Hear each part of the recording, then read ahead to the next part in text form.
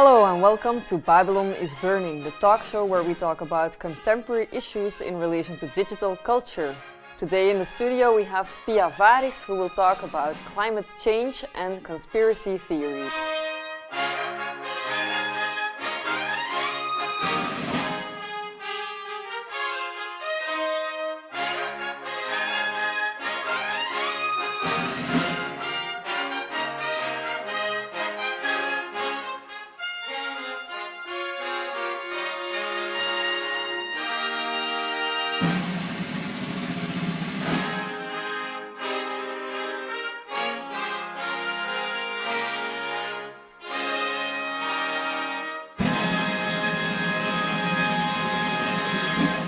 Welcome to Babylon is Burning. Welcome also Piia.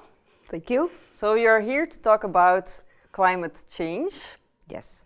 And conspiracy theories. Yes. So far I'm on board. Excellent. But then the digital culture part, why does that matter? So maybe you can start a little bit by sketching what's going on. Sure, yes. So climate change, of course, is an extremely important topic to talk about in general, right? And how that relates to digital culture, there's a very interesting relationship, because you could say that with the internet and online communications, people actually have access to more information than ever before. And yet, there are a lot of people who tend to go to the side of climate science denial. And the internet is a very good place for finding information, but it's also a good place for finding misinformation and finding the kinds of groups and communities where you get the kind of information about, so-called information about climate change that fits your own story. Okay, so it's the idea that digital media, in a sense, nourish the conspiracy theories that we have currently on climate change? Yes, I mean, anybody basically can find their own reference group, and whatever your view happens to be, you can surely find other people online who will agree with you. Okay, and so why would we be concerned about that? Because we still have science, right? So we've always had conspiracy theories also before the internet. Yes. So why is it now a bigger issue than before? Well, there's a number of reasons, and one reason is that the internet changes the kinds of information that people have available.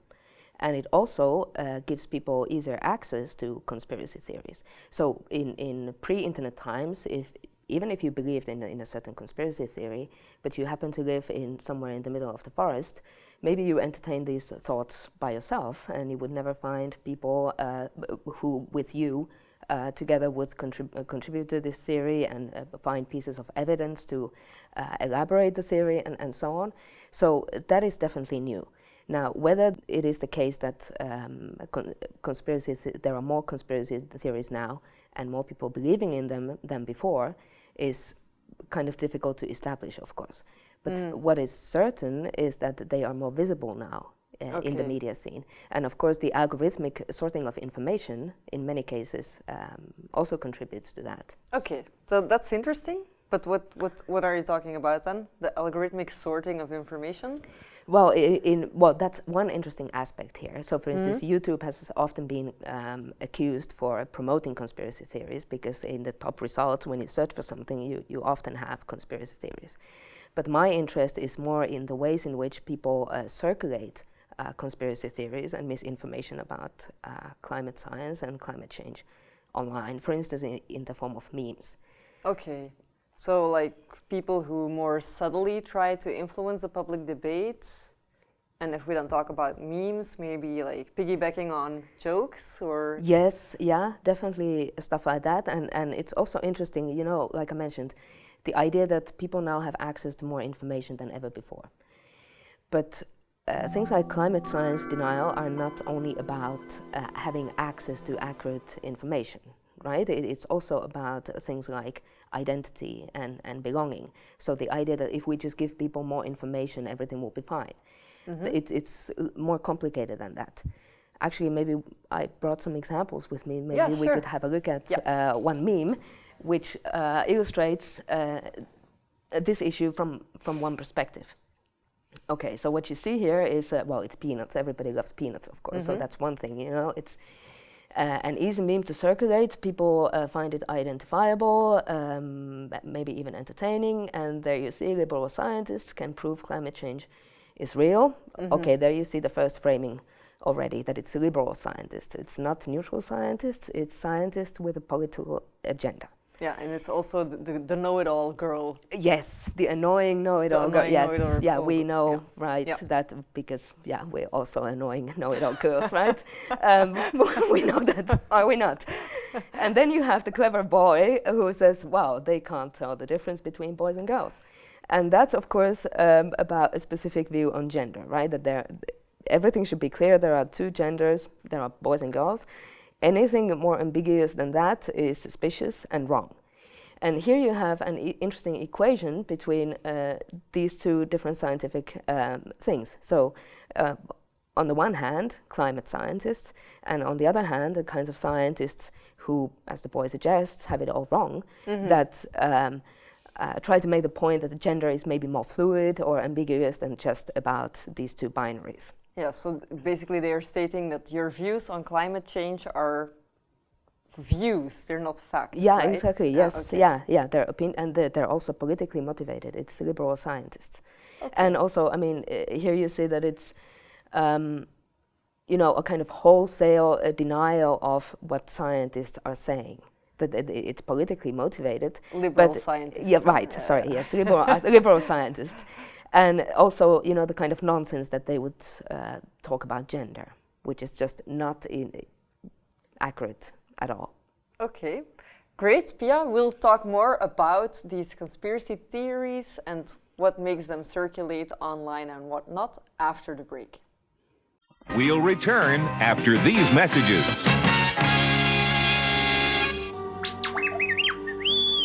Please subscribe to the Diggit magazine YouTube channel. You will not regret it.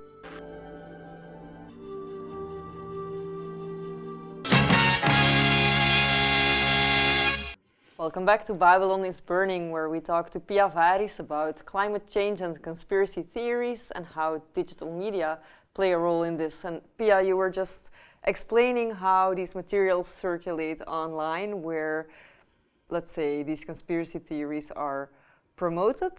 But then my question is, for example, with climate change, why would people really promote that kind of content? It would seem to me that it's more of a fringe phenomenon, but then it's not anymore in certain cases, or is it? Yeah, to an extent, it is a fringe phenomenon, but on the other hand, it's also connected to all kinds of other phenomena that are not really fringe at all. Can you give some examples? Of when it's not a fringe? Or other conspiracy theories? For instance, there are striking similarities, I think, between climate science denial theorists, flat earth theorists, and anti-vaccine people. In the sense that they all, at least at times, make appeals to personal experience to refute the power of science, so to speak. So, concretely, I don't know, maybe you've watched this excellent documentary Behind the Curve about flat earth theorists, for instance. That documentary is a good example of how they appeal to their personal experience and their own experience of seeing things. So they would say things like, yeah, scientists just throw maths at us and complicated formula to try to prove that the Earth is not flat. But if you, with your own eyes, you just look at the horizon, you see that the Earth is flat. So you don't need complicated formula. And it's very similar in the anti-vaccine scene, where it's anecdotal evidence, personal experience. My child has autism, so that proves that vaccines are actually bad for you. Yeah. Again, to refute science. And you have similar phenomena with climate science denial. So already in the 90s, I don't know if you remember that one US senator who brought a snowball to the Senate floor. I think Trump made a similar comment, right? Yes. Recently? Yeah. So it's snowing or it's cold, so it has to be a hoax, right? Yeah. So with my own eyes, I see that there is snow outside and it's cold. So the science must be just nonsense. But why do you think that people are so adamant in sticking to these beliefs when there is so much evidence against them? Is it because they perceive a threat, or? Yeah, I mean, partly I think it's very understandable, because the whole phenomenon of climate change is kind of overwhelming if you think about it. I see with my own students, for instance, that you mention climate change in class and people start slumping in their chairs like, oh no, my future is ruined, we're all gonna die very soon. So I find that understandable, that it's maybe difficult to process. It's such a huge thing. So maybe like an escapist reflex. Yes, yeah, and that I find completely understandable. But then on the other hand, like I said, it's not only about having the information. It's related to other issues like identity. And here's another similarity with anti-vaccine people or the flat earth conspiracy theorists. That there is the idea that because conspiracy theories are also not only about the theory. They are also about questions of identity. And what you often see in the conspiracy theory circles is that they present themselves as exceptional individuals. Not necessarily directly, but in a more subtle way, in the sense that we are the people who, so the conspiracy theorists, who have access to privileged kind of knowledge that other people don't have. And these are the sheep, or the sheeple, #sheeple, who are just stupid enough to believe whatever the government, for instance, or scientists are saying about things. And conspiracy theorists are the ones that have accepted the inconvenient truth and have seen beyond all this misleading information that is being given to them. So they're really missionaries for the good cause. Yes, in their view. Yeah, and I think that explains part of the attraction of the conspiracy theories as well. But then right? They're also politicized, right? Yes, absolutely. I think that's very much also shared by all of the three examples that we've been talking about. Actually, I have an example of that as well, an image where you will see a very familiar person, George Soros, who is a great conspiracy theory favorite. I mean, it's rather a widespread figure in conspiracy theory circles. And here he is being used to talk about the climate change hoax.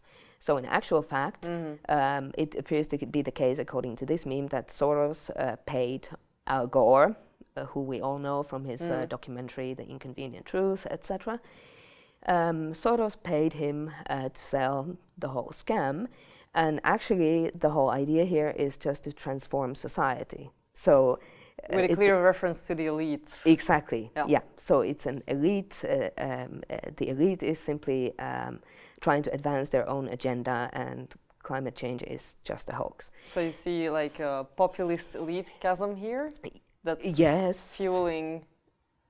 Right. Well, in the sense that, of course, the elite and the people are always constructions. So so you construct yourself as the people against whom the elite is trying to advance their own agendas.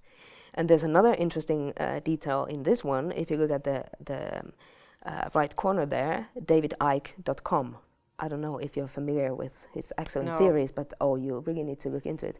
He's a former footballer, an English guy who, for instance, has a theory about shape-shifting lizards. So all kinds of politicians like Barack Obama, for example, are in fact shape-shifting lizards. Yes. X-Men, but in real life. Yes, you need to look at this website. I kind of like this idea. Well, again, here you see the traction. I mean, he's very popular on YouTube and giving interviews and all of that.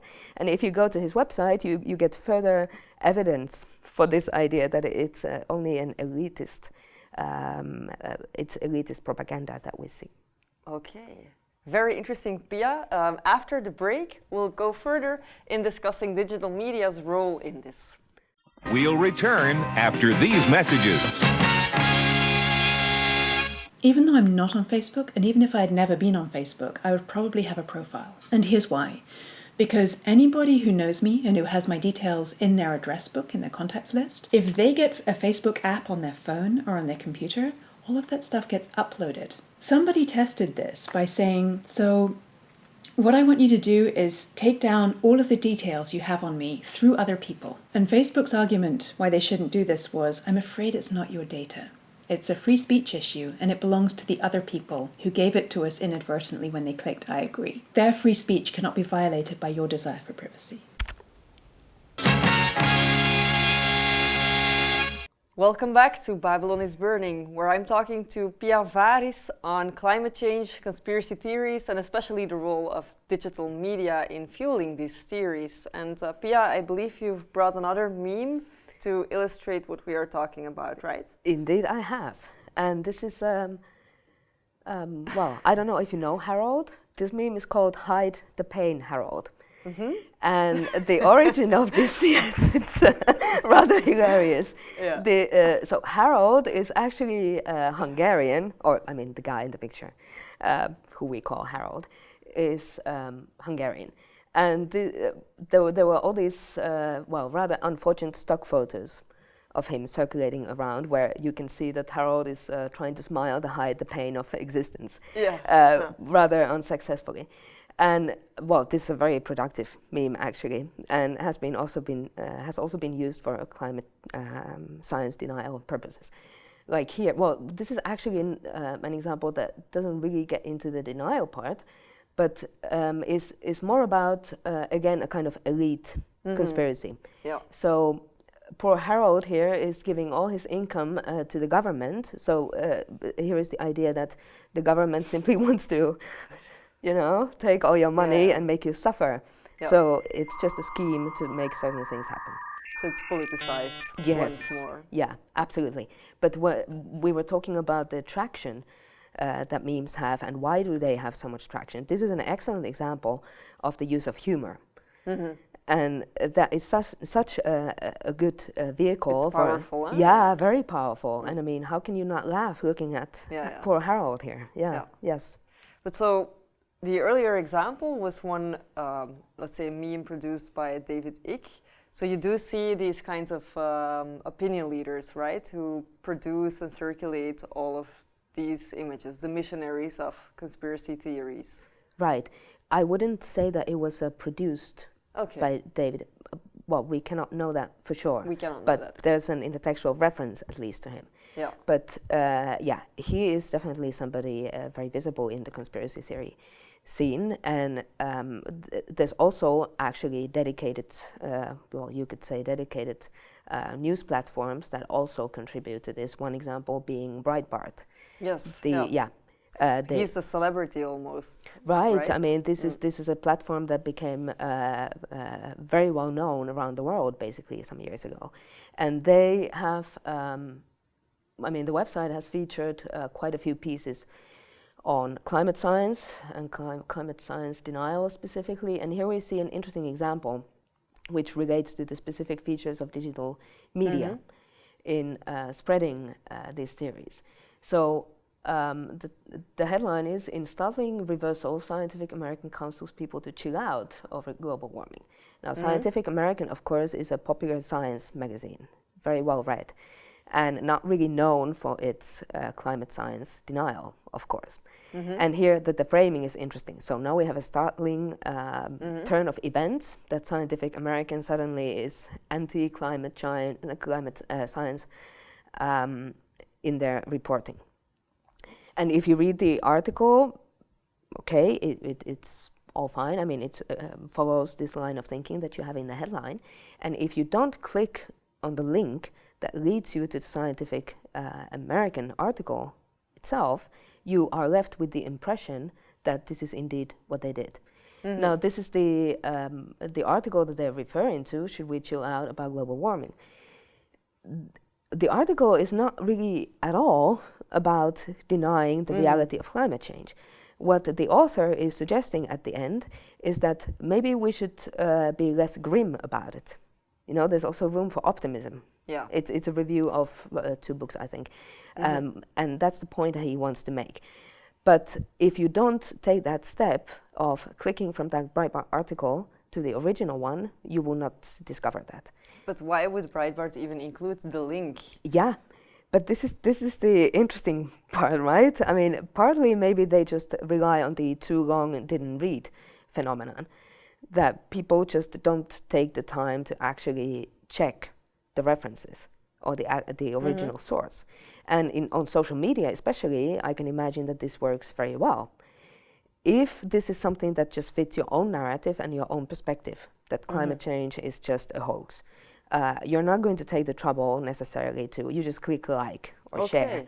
But it is a credibility cue for the article, or used as a credibility cue. The Scientific American aspect, you mean? Yeah, the hyperlink, Yes, the fact that there is yeah. a hyperlink gives credibility to the claim. Absolutely. Yeah. And this is when you start looking at the conspiracy theory scene, and I've seen similar things happen several times, for instance, in the anti-vaccine scene, where you have websites where people seemingly are covering all kinds of scientific research on vaccinations and summarizing the results and providing links to the original articles. And when you actually click on the links and check the original articles, they say something completely different. Okay, so the assumption is that because of cognitive dissonance, I guess, people will not really click through, or when they do, they will probably not read what someone else would read in those materials. Yeah, absolutely. It's like you said, it's a way of giving authority basically to your own account. Okay, interesting how these cues are then serving that purpose. But then for us citizens who want to, let's say, combat the conspiracy theories, how should we then navigate in these digital spaces? Can we do things? Yes, absolutely. I think, for instance, I guess you could call it even some kind of a moral panic about social media leading into all kinds of rabbit holes where people just, are like sponges, that they just passively consume this information and like robots, all of a sudden start believing in one or the other conspiracy theory. People do have agency, but I think, one of the issues here is that it's really not just about being literate and being able to interpret information, because as we've seen, it relates to so many other political points of view, questions of identity, what you think about other issues apart from climate change. And I think that's maybe the difficulty. Yeah, complex and nuanced. Yes. Like exactly what liberal scientists would say, right? That's exactly what they would say to hide their tracks. Yes. Thank you, Piia. Thank you for being here today. And we hope to see you for our next episode, where Fran Meisner will talk about the datafication and the marketization of migration. Thank you.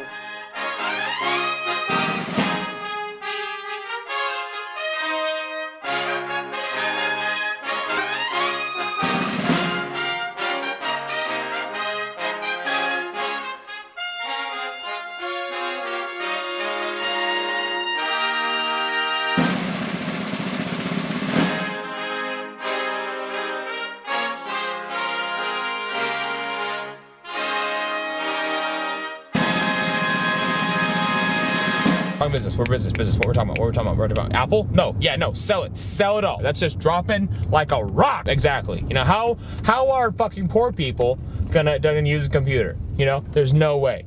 People just think, oh yeah, computers, right?